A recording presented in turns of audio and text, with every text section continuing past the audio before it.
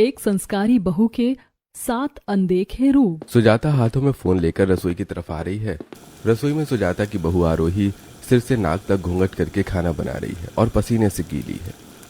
बहू ये लो, गांव से तुम्हारे दादा ससुर का कॉल आया है। कह रहे हैं बड़े दिन हो गए हैं, अपनी बहू से बात नहीं की। अब आरोही फोन पकड़ती है और घूंघट ऊपर करने की कोशिश करती है कि तभी सुजाता उसका हाथ पकड़कर, अरे बहू घूंघट मत हटाओ, घूंघट में ही बात करो। वो बस तुम्हारी आवाज सुनना चाहते हैं, चेहरा नहीं देखना है उन्हें। जी मम्मी जी। प्रणाम दादाजी, कैसे हैं आप? और गांव में सब कैसे हैं? अरे हाँ बहू, गांव में सब कुछ बहुत अच्छा है। तुम खाना बना रही थी क्या? जी मैं खाना ही बना रही थी। कितनी संस्कारी बहू है मेरी। इतनी संस्कारी बहू तो आजकल गांव में भी नहीं है किसी की। अच्छा चल, अब मैं फोन रखता हूँ। ठीक है दादाजी। अब आरोही फोन रख देती है और सुजाता बहू से बोलती है, सुन बहू, खाना बन गया, जरा आप मेरे पैर दबा दे, पैरों पे काफी दर्द है। अब आरोही सोफे पर अपनी सास को बिठाकर उनके पैरों में तेल लगा रही होती है कि तभी वहां पड़ोस की बसंती आती है। बाप रे, तेरी बहू तेरा पैर भी दबाती है और इतनी गर्मी में घूंघट भी कर रखा है। हमारी बहू को देखो, छोटे छोटे कपड़े में घर में घूमती है और साफ कहती है कि इतनी गर्मी में हमसे साड़ी नहीं पहनी जाएगी। पर तेरी बहू तो बहुत संस्कारी है सुजाता। बहुओं को संस्कारी बनाना पड़ता है बसंती। मैंने इसको अपने संस्कारों में ढाल रखा है। बाकी तो इसको बाहर की चीज मत बताया कर, वरना इसे नजर लग जाएगी। वो तो ठीक है, पर ये बता, तेरी बहू कहीं घूमने फिरने नहीं जाती क्या? सारा दिन घर में रहती है। तभी आरोही घूंघट के नीचे से बड़ी धीमी आवाज में कहती है, जी मुझे बाहर घूमना फिरना पसंद नहीं है। माँ जी भी कहती हैं, संस्कारी बहू घर की दहलीज लांघती हुई बार बार अच्छी नहीं लगती। बाप रे, फुल कंट्रोल कर रखा अपनी बहू को तूने तो। तेरी बहू जैसी बहू तो सबको मिलनी चाहिए। चल मैं चलती हूँ। अगले दिन आरोही अपने कमरे में अपने पति से, विष्णु जी मुझे थोड़े से पैसे चाहिए थे, कुछ सामान लाना था। ठीक है मैं देता हूँ। इतने में वहाँ पर सुजाता आती है। रुक बेटा, बहू के हाथ में इतने पैसे देना अच्छी बात नहीं है। बहू तुझे कुछ चाहिए तू हमें बता, हम दिलवा देंगे। तू पैसे लेकर क्या करेगी? तू तो मेरे साथ ही जाती है ना। ठीक है माँ जी, मुझे नहीं चाहिए पैसे। अब इसी तरह अगले दिन सुजाता अपनी बहू को 7 से 8 साड़ियाँ देती है। ये ले बहू, तेरे लिए साड़ियाँ लेकर आई हूँ, अब बदल बदल कर साड़ी पहनना। मम्मी जी, पर ये साड़ी तो बहुत ज्यादा भारी लग रही है और अभी काफी गर्मी है। तो क्या हुआ बहू, तू हमारी इकलौती बहू है, संस्कारी है। तू ऐसे भारी भरकम साड़ी नहीं पहनेगी तो कैसे पता चलेगा कि हमारे घर की बहू सज संवर कर रहती है, अपने पति से प्यार करती है। ठीक है माँ जी, मैं पहन लूंगी इन साड़ियों को। अब इसी तरह एक दिन घर के बाहर एक सास बहू की भयानक लड़ाई हो रही होती है। मसाला पैसों का होता है। बाल छोड़ मेरे, वरना गुस्सा आया ना तो यहीं सड़क पर पड़े पत्थर उठाकर तेरा सर फोड़ दूंगी। अच्छा, तू मेरा सर फोड़ेगी उससे पहले मैं तेरा मुंह नहीं तोड़ दूंगी। चुपचाप से पैसे दे, मेरे हाथ में सारा पैसा हथियाने की सोचती रहती है बुढ़िया। अच्छा, मैं पैसा हथियाती हूँ तो एक नंबर की डायन है, मेरे बेटे की सारी कमाई खा जाती है। अब इतने में वहां सामने से सुजाता अपनी संस्कारी बहू के साथ बाजार से घर आ रही होती है। आरोही के हाथ में सब्जी का थैला होता है और आरोही कुछ पैसे अपनी सास को दे रही होती है। माँ जी, आपने बाजार करने वक्त मेरे हाथ में 2000 रुपए दिए थे। सब्जी तो लगभग 700 रुपए में आ गई थी। अब ये बाकी के पैसे आप रख लीजिए। ठीक है बहू, ला मुझे दे। वो देख सुजाता की बहू कितनी संस्कारी है, सारे बचे हुए पैसे अपनी सास को वापस देती है और तू तो बचे पैसे बिना बताए ही उड़ा देती है। मुझे नहीं बनना इसकी तरह। अब ये सब सुनकर सुजाता रास्ते में ही अपनी बहू के सिर पर थू थू करते हुए कहती है, थू थू थू, राम राम, ये मोहल्ले की औरतें तो मेरी संस्कारी बहू को भी नजर लगा देंगी। चल बहू चल यहाँ से। इसी तरह एक दिन पड़ोस की शिवानी अपनी छत पर कपड़े डाल रही होती है और उन कपड़ों पर हल्की गंदगी लगी होती है, जिसे देखकर उसकी सास छत पर ही उससे लड़ने लगती है। कपड़े धोने का ढंग नहीं क्या? इतना महंगा वॉशिंग मशीन लगा रखा मेरे बेटे ने, तब भी कपड़ों में जिद्दी दाग लगे हुए हैं। ऐसा है ना, तू मुझे ज्यादा मत सिखा और खुद कर ले अगर तुझे काम करना आता है तो। शर्म नहीं आती अपनी सास से? तू तड़ाक से बात करती है, बदतमीज कहीं की। अब छत का शोर सुनकर सुजाता अपनी बेटी बहू के साथ छत पर आती है। अरे ये क्या हो रहा है भाभी? पता नहीं जी, घूंघट की वजह से कुछ दिख भी नहीं रहा है, बस आवाज आ रही है किसी के लड़ने की। क्या होगा बहू, ये दोनों सास बहू बदतमीजी से बात कर रही हैं। जी हाँ माँ जी, मैंने भी सुना। अब सुजाता की बहू को ऐसे धीमी आवाज में तमीज से बात करते देख सुमित्रा, देख सुजाता की बहू अपनी सास से कितनी तमीज से बात करती है, कितनी संस्कारी है वो। हाँ, मेरी बहू तो तमीज से ही बात करती है, और अगर आज मेरी बहू ने इस तरीके से मुझसे बात की होती ना तो मैं उसकी जुबान खींच लेती। भाभी आप चलिए, ये सब सुनकर आप पर बुरा असर पड़ेगा। अब इसी तरह एक रात मोहल्ले में लड़ाई हो रही होती है। सुजाता का परिवार घर से बाहर आता है तो देखता है कि कलावती की बहू सिमरन छोटे कपड़ों में दारू पीकर अपनी सास से लड़ रही है। तुझे शर्म नहीं आती बहू? बेशर्मी की भी हद होती है, इतने छोटे छोटे कपड़ों में इतनी रात को तू कहाँ से आ रही है? हाय रब्बा, तेरे मुंह से तो दारू की बदबू आ रही है, तूने नशा भी किया है? अरे बस कीजिए, क्यों तमाशा कर रही हैं? अब मैं अपनी मर्जी से अपनी जिंदगी भी नहीं जी सकती क्या? दूसरी तरफ सुजाता अपने घर की चौखट से यह सारा नजारा देखकर, बाप रे, कितनी गंदी बदबू आ रही है दारू की यहाँ तक, और कपड़े देखो कितने छोटे, और रात के 2 बजे आई हैं ये इन छोटे कपड़ों में। पता नहीं आजकल की लड़कियों को क्या हो गया है।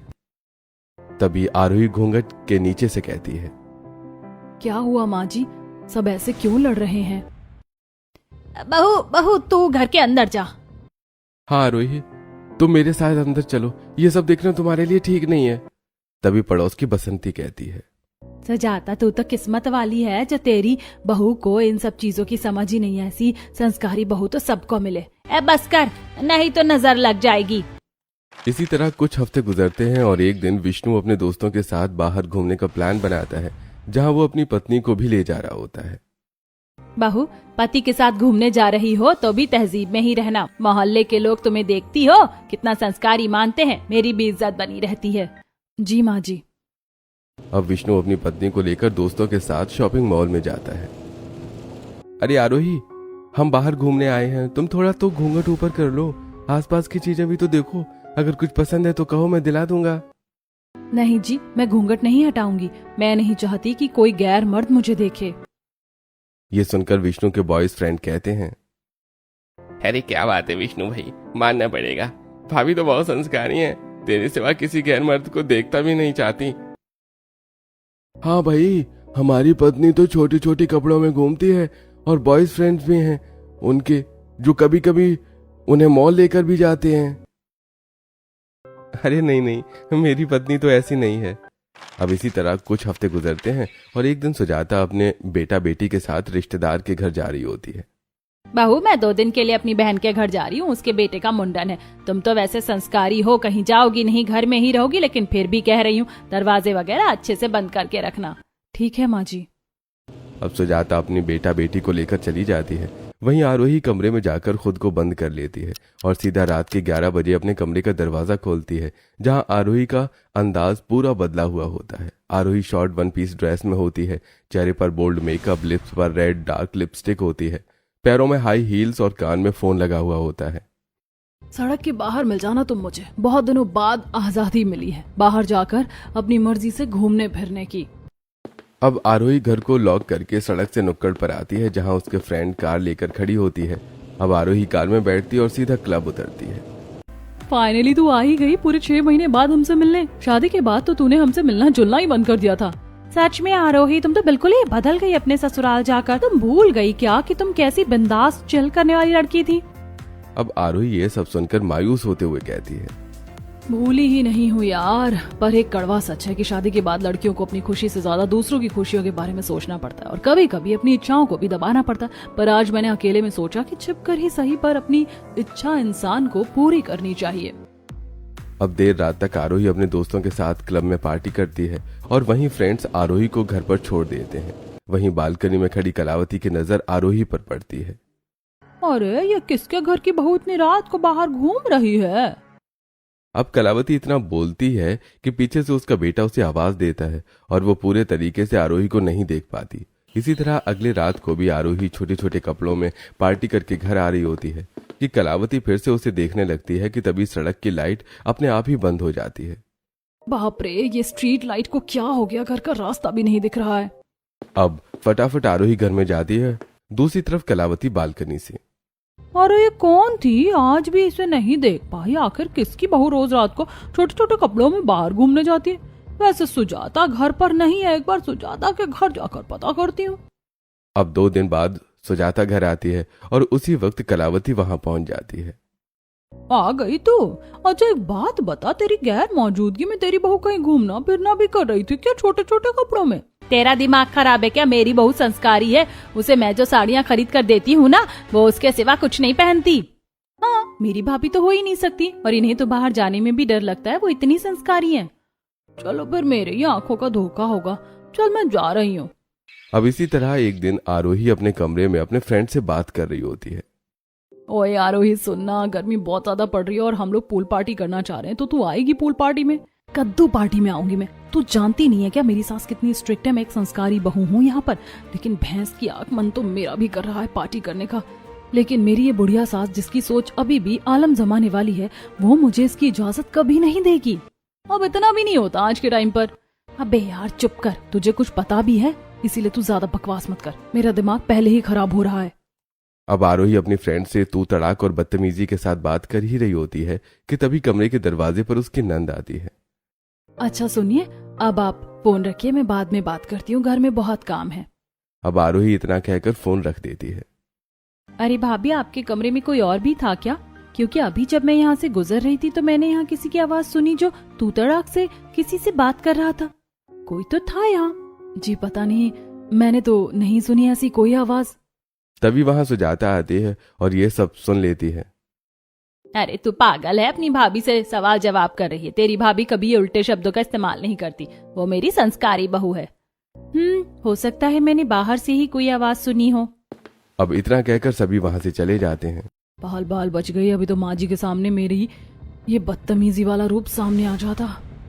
वैसे अब मुझे फिर से थोड़े पैसे की जरूरत है, मुझे पार्टी करनी है, घर में तो कोई देगा नहीं, मांगने पर चुराना ही पड़ेगा। अब आरोही अपने पति की जेब से पैसे चुराती है और फिर अगले दिन सुबह, अरे माँ, आपने मेरी जेब से पैसे लिए हैं क्या? नहीं बेटा, मैं क्यों लूंगी पैसे? आरोही, क्या तुमने पैसे निकाले थे? तू पागल है क्या? वो भी पैसे क्यों निकालेगी? उसको जो चाहिए हम लाकर दे ही देते हैं। तूने ही कहीं ज्यादा पैसे खर्च कर दिए होंगे, तुझे याद नहीं है। बाप रे, अच्छा हुआ बच गई, वरना माँ जी के आगे मेरा ये चोरनी वाला रूप सामने आ जाता। जी मैंने पैसे नहीं निकाले वैसे। अब विष्णु इस बात को नजरअंदाज करके वहां से चला जाता है। कुछ देर बाद आरोही अपनी सास से कहती है, माँ जी, मुझे ना आज अपनी दोस्त के घर जाना है, उसने छोटा सा जागरण रखा है, मैं चली जाऊँ? उसे अच्छा लगेगा। अच्छा, जागरण में जाएगी? ठीक है जा, लेकिन बहुत संभल कर जाना। वैसे तो मुझे तुझ पर पूरा विश्वास है, पर देख अपनी इज्जत अपने हाथ में ही होती है, हमारी इज्जत मत डुबोना। देखती हो ना मोहल्ले में सब तुम्हारी कितनी तारीफ करते हैं। हाँ माँ जी, आप चिंता मत कीजिए, मुझे भी पता है घर की इज्जत बहू बेटियों से होती है। अब आरोही सुंदर साड़ी सिर पर घूंघट करके घर से बाहर निकलती है। कितनी संस्कारी है सुजाता की बहू, घर से बाहर निकलती तो सर से घूंघट इधर से उधर नहीं होता है इसका। अब आरोही अपने फ्रेंड के घर पहुंचती है। आखिरकार आ ही गई तू हमारे साथ पार्टी करने। वैसे काफी अय्याश किस्म की है तो भी। अरे अय्याशियां तो इसने बहुत की है शादी से पहले, लेकिन अब शादी के बाद पता नहीं क्यों इतनी संस्कारी बन गई है। अरे बस बस, मेरे ससुराल के मैटर में तुम लोग मत पड़ो। तुम्हें पता है इस पार्टी के लिए मुझे चोरी भी करनी पड़ी। ये लो पैसे, चलो अब पार्टी करते हैं। कहाँ किया है तुमने पूल पार्टी का ऑर्गेनाइजेशन? अब छोटी छोटी बिकनी में आरोही अपने दोस्तों के साथ पूल पार्टी एंजॉय करती है। वहां पर वो ड्रिंक वगैरह भी पीती है। अब पार्टी करते आरोही इतनी मदहोश हो जाती है कि उसे समय का पता ही नहीं चलता, और सुबह की आई आरोही रात के 12 बजे अपने घर जाती है, और उसके बाल थोड़े बिखरे होते हैं और चाल में लड़खड़ाहटपन होती है। बहू फौरन घूंघट ऊपर कर। अब आरोही घूंघट उठाती है। इतनी देर कहाँ लग गई बहू? जागरण तो मुश्किल से 7 से 8 घंटे का होता है, और तू सुबह गई थी। अगर 8 बजे भी वहाँ से निकलती तो 9 बजे 10 बजे घर होती तू, पर तू तो रात के 12 बजे घर आ रही। अरे जागरण में ही गई थी ना? हाँ रोही, तुम कहाँ थी इतनी देर तक? तुम्हारा फोन भी नहीं लग रहा था। जी मैं तो जागरण में ही गई थी। रुकिए, विश्वास नहीं होता तो मैं आपको तस्वीर दिखाती हूँ। अब आरोही फोन में माता रानी के पास खड़ी अपनी पिक्चर्स अपनी सास को दिखाती है। देखिए माँ जी, मैं जागरण में ही थी। वो तो बस मेरी फ्रेंड जब मुझे छोड़ने आ रही थी तो उसकी गाड़ी खराब हो गई थी, और आसपास कोई मैकेनिक नहीं मिल रहा था, जिस वजह से इतना टाइम लग गया। अरे आप लोग क्यों भाभी पर इतना शक करते हो? हमारी भाभी संस्कारी है और वो संस्कारी ही रहेंगी। चलो भाभी जाओ, आप आराम कर लो। अब घबरा कर आरोही कमरे में जाती है, वहीं सो जाता है। पता नहीं बहू कहाँ से आई है, मुझे आज इसकी चाल में भी काफी लड़खड़ाहट दिख रही है। और जब ये बोल रही थी तो इसके मुंह से भी हल्की बदबू आ रही थी। छोड़ो, क्या पता मेरा वहम हो। वहीं दूसरी तरफ कमरे में आरोही अपने फ्रेंड को फोन करती है। ईशा यार, तेरा लाख लाख शुक्रिया जो तूने अपने घर में जागरण का सेटअप पहले से ही तैयार कर रखा था। अगर आज मैंने वहाँ पर तस्वीर नहीं ली होती तो मैं तो फंस ही जाती, और मेरी सास को तो पता चल जाता कि उनकी बहू घुमक्कड़ है, शराबी है, अय्याशी करती है बाहर। और मैंने तो आज दारू भी पी है, लेकिन फिर भी मैं बच गई। तेरे लिए तो जान भी हाजिर है। तेरी सास को कभी पता नहीं चलेगा तेरे ये अनदेखे रूप। जैसे तू पैसे चुराती है तो तू एक चोरनी भी है, तू अपनी मनपसंद की जगह पर झूठ बोलकर घूमती है तो तू एक नंबर की घुमक्कड़ भी है, छोटे कपड़े पहनती है तो मतलब तू चरित्रहीन भी है, और तू कितनी बदतमीजी से बात करती है। और भी बहुत कुछ है जो तेरी सास को नहीं पता, जैसे दारू एक अय्याश लड़की पीती है। अरे बस बस, मेरे साथ अनदेखे रूप मेरी सास के सामने कभी ना आए, मैं तो यही चाहती हूँ, जिसमें से आधे तो तूने ही बता दिए और दो ये हैं कि मेरे कुछ लड़के भी दोस्त हैं और मैं अपनी सास की तरह दान पुण्य नहीं करती। मुझे लीगली चीज लोगों को देना पसंद है, जबरदस्ती का नहीं। अच्छा बस ठीक है, अब रख दे फोन, कहीं पता चले तेरी सास कमरे में आ जाए और वो सब सुन ले, और तेरे साथ तो अनदेखे रूप तेरी सास को आज ही पता चल जाए। Okay bye. अब इसी तरह एक रात आरोही अपने पति के साथ सो रही होती है और अचानक तकरीबन रात के 2 बजे आरोही कॉन्फ्रेंस कॉल पर बात करने बालकनी में आती है। यार सतीश, मनोज, अंकित, राहुल, तुम लोग मेरे कॉलेज के बेस्ट फ्रेंड हो। तुम लोगों से इतने टाइम से नहीं मिल पाई हूँ। मुझे पता है तुम कब से प्लान बना रहे हो मिलने का, लेकिन मेरी वजह से ही प्लान कैंसिल हो जाता है। पर मैं क्या करूँ, मैं अपने ससुराल वालों के आगे मजबूर हो जाती हूँ। अरे यार, तो कभी तो बाहर निकल, कब तक घर में रहेगी? हमारी दोस्त थी, हाँ, हमारी दोस्ती का क्या यार, 7 साल की दोस्ती है हमारी, कभी तो मिले यार, कभी तो प्लान बना। दूसरी तरफ विष्णु कमरे में आरोही को ना देखकर, अरे आरोही कहाँ है इस वक्त? 1 मिनट, कोई फोन पर बात कर रहा है, शायद आरोही है। कुछ लड़कों की हंसने की आवाज आ रही है। अब आरोही को ढूंढता हुआ विष्णु बालकनी के पास आता है जहां आरोही फोन पर बात कर रही होती है। अरे आरोही, तुम इतनी रात को किससे बात कर रही हो? कौन है फोन पर इस वक्त? अब आरोही घबराकर फोन काट देती है। जी वो मेरी एक फ्रेंड है, काफी परेशान है, मिलने को बुला रही है, शायद उसकी तबीयत ठीक नहीं है। अच्छा, मतलब तुम किसी लड़की से बात कर रही थी, पर मुझे कुछ लड़कों की हंसने की आवाज आ रही थी। नहीं, मैं किससे बात करूंगी जी, वो मेरी एक सहेली थी, बस मैं तो उसी से बात कर रही थी, वो मुझे बुला रही है। अच्छा ठीक है, तुम कल सुबह चली जाना, चलो अभी आराम कर लो। अब आरोही कमरे में जाके सो जाती है।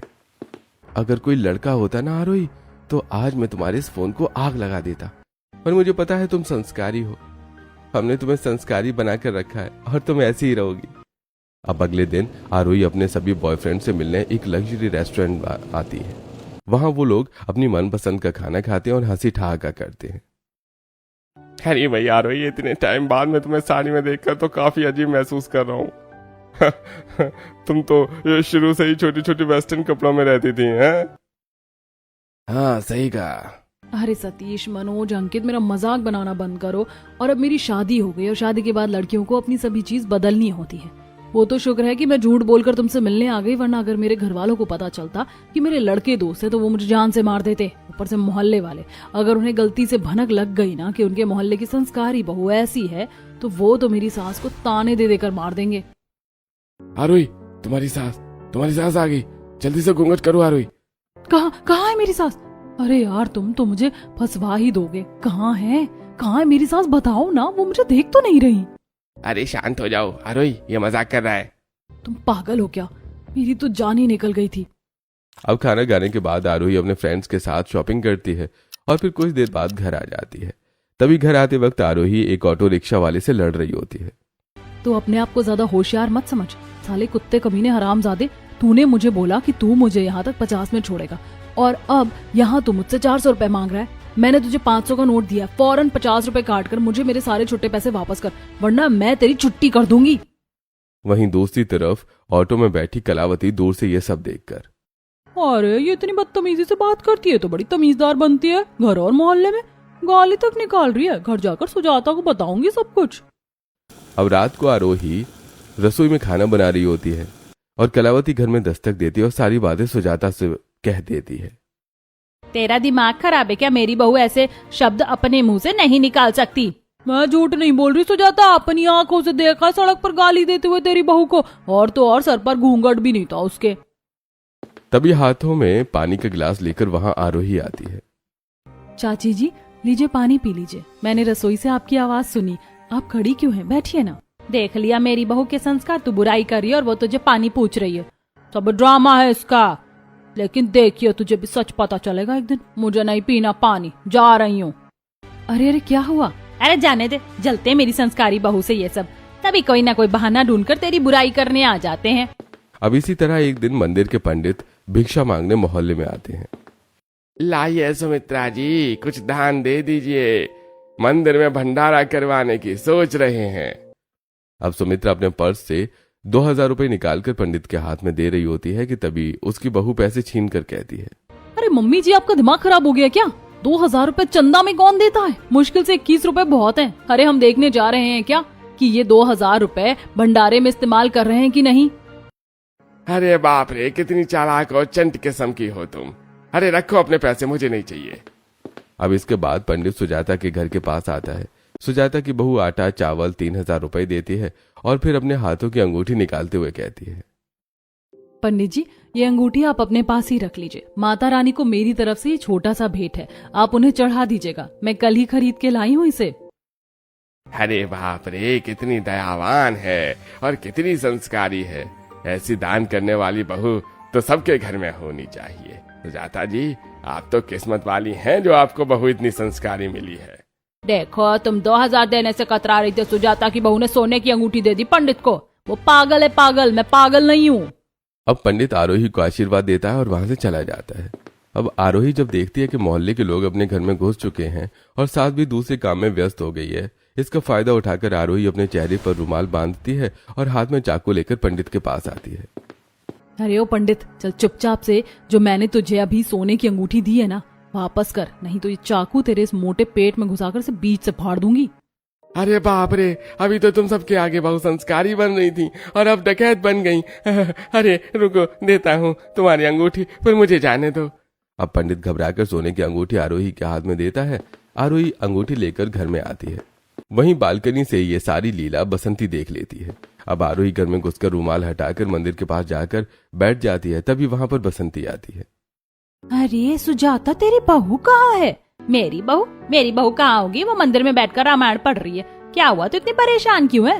अरे कुछ नहीं, अभी मैंने अपने घर की बालकनी से देखा कि एक औरत अपने मुंह पर रुमाल बांधकर पंडित को चाकू दिखाकर उससे वो सोने की अंगूठी मांग रही थी जो तेरी बहू ने उसे दिया था।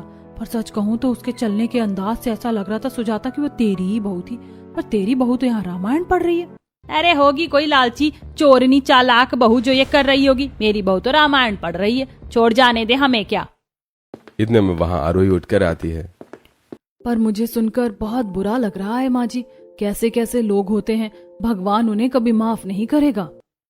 अब इसी तरह कुछ हफ्ते गुजरते हैं और एक दिन सुजाता की तिजोरी से पैसे और कुछ सोने के जेवर गुम हो जाते हैं। सुजाता के घर में टेंशन का माहौल होता है। पड़ोस के लोग भी वहां इकट्ठे होते हैं। पता नहीं कहाँ चला गया, रात को ही मैंने तिजोरी के अंदर पैसे रखे थे और मेरा एक कीमती हार था, वो भी नहीं मिल रहा। माँ, आपको अच्छे से याद है कि आपने अपनी चीजें तिजोरी में ही रखी थी? देखो मैं यहाँ पर कब से खड़ी हूँ और सामान अब तक नहीं मिला। मेरी मानो तो घर की तलाशी ले लो और पहले अपनी बहू का ही कमरा देखो। क्यों, बहू का कमरा क्यों बोल रही है? तुझे लग रहा है कि चीजें मेरी बहू ने चुराई हैं?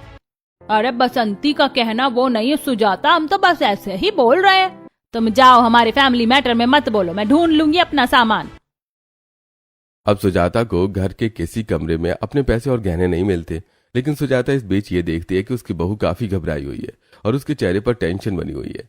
अब इसी तरह 3 से 4 दिन निकल जाते हैं। तभी एक रात सबके सोने के बाद आरोही छोटे छोटे कपड़ों में अपना बैग पैक करके बाहर निकलती है घर से, और उसके घर के बाहर एक गाड़ी खड़ी होती है जिसमें 4 लड़के होते हैं। अरे आ गई आरोही, हमें तो लगा था तू आएगी नहीं, चल अब गाड़ी में बैठ जा। सुनो, मैं ये ठीक तो कर रही हूँ ना? अरे इतना रिग्रेट मत कर आरोही, तू भी जानती है कि तू इस फेक पर्सनैलिटी में अब घुटन महसूस कर रही है। अरे हाँ, और जहाँ घुटन महसूस हो वहां रहना बेकार है। देख, हमारे पास दारू भी है, पी ले, इससे तेरा माइंड फ्रेश हो जाएगा। ले पकड़ दारू की बोतल। अब आरोही दारू की बोतल पकड़ती है कि उसके हाथ से बोतल छूट जाती है। वहीं ये आवाज सुनकर बसंती घर से बाहर निकलती है और वो आरोही को 4 लड़कों के साथ छोटे छोटे कपड़ों में खड़ा देखकर चिल्लाते हुए कहती है, बाप रे बाप, तू इतनी रात को बहू इन 4 लड़कों के साथ क्या कर रही है? और इतने छोटे छोटे कपड़े, हाथ में ये बैग, कहीं ये लड़के तुझे इस गाड़ी में बिठाकर यहाँ से ले जाने तो नहीं आए? सुजाता, जल्दी बाहर देख अपनी संस्कारी बहू के अनदेखे रूप। अब बसंती की आवाज सुनकर आरोही के ससुराल वाले घबराकर बाहर आते हैं। धीरे धीरे मोहल्ले की सभी औरतें वहां इकट्ठा हो जाती हैं। बहू, ये सब क्या है? तू इन छोटे कपड़ों में और ये जमीन पर शराब की बोतल टूटी हुई है, और ये 4 लड़के कौन है? हमने तो तेरा ये रूप कभी नहीं देखा।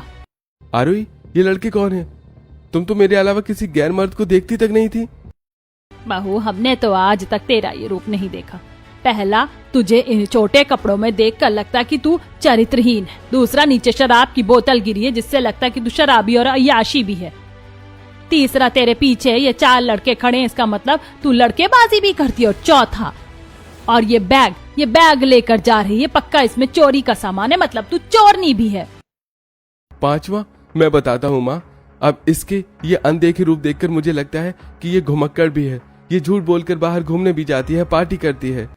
माँ, और अब तो मुझे लगता है कि भाभी का एक और रूप है, छठा रूप, बदतमीजी वाला, जिसमें भाभी बदतमीजी से लोगों से बात करती है। उस दिन कमरे में यही थी जो बदतमीजी से बात कर रही थी।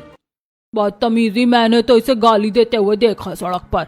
और अब 7वां रूप मैं बताती हूँ इसका। ये बहुत ज्यादा दान पुण्य करने वाली बनती है ना, लेकिन सच तो ये है कि उस दिन पंडित को चाकू दिखाकर वो सारा सामान इसी ने छीना। ये चालाक भी है। बहू, तूने अपने ये 7 अनदेखे रूप हमसे क्यों छुपा कर रखे थे? तू इतनी बड़ी गद्दारी क्यों कर रही थी हमारी पीठ पीछे? अब जब एक के बाद एक आरोप जब आरोही पर लगते हैं तो आरोही की आंखें नम हो जाती हैं। तभी आरोही के दोस्त कहते हैं, देखिए, आप लोग हमारी दोस्त को गलत समझ रहे हैं। उसके लिए उसका ससुराल बहुत इम्पोर्टेंट है और वो कोई लड़का बाज नहीं है। उसे अपने पति में फुल इंटरेस्ट है और ये बहुत अच्छी लड़की है। साथ ही खुलकर जीना बहुत इसे पसंद है, लेकिन अब इसका माइंड डिस्टर्ब हो चुका है क्योंकि अब वो यहाँ खुलकर जी नहीं पा रही है। बाहू, क्या ये सब सच है? मतलब हम तुझे काबू कर रहे थे? अब आरोही रो रो कर अपनी अंदर की तकलीफ सबसे कहती है। हाँ माँ जी, कहीं ना कहीं यही सच। आप लोगों ने अपनी खुशियों के चक्कर में कभी मेरे बारे में जानने की कोशिश ही नहीं कि मुझे क्या पसंद है क्या नहीं। और फिर आपकी खुशियों को समझते समझते मैं अपनी खुशियों को मैंने दबाना शुरू कर दिया। और जब हती हो गई तब मैंने चीजें छुपा कर करना शुरू किया और ले देकर आज मैं ही गलत बन गई। लेकिन सच कहूँ तो एनी टाइम घूंघट करना, भारी साड़ी पहनना, कम पैसों में गुजारा करना और बेमन से ऐसी जगह घूमना जहाँ इच्छा ही ना हो, वो खाना खाना जो पसंद ही ना हो, ये झूठी पर्सनालिटी अंदर ही अंदर मुझे खा रही थी। लेकिन मैं फिर भी चुप थी क्योंकि मैं देख रही थी कि मेरी वजह से आप लोगों को मोहल्ले में बहुत इज्जत मिल रही थी। इसीलिए मैंने आपकी खुशियों को ठेस पहुंचाना जरूरी नहीं समझा। तो जाता, तेरी बहू की बातें सुनकर तो मेरा दिल बैठ रहा है और ऐसा लग रहा है कि अगर तू अपनी बहू को समझती और उसकी इच्छाओं के बारे में जानने की कोशिश करती तो ये 7 अनदेखे चेहरे तुझे बहुत पहले ही पता चल जाते और फिर तू इन 7 चेहरों में से कोई चेहरे बदल भी सकती थी, इसे सुधार भी सकती थी। अब सुजाता और उसके बेटे को अपनी गलती का एहसास होता है।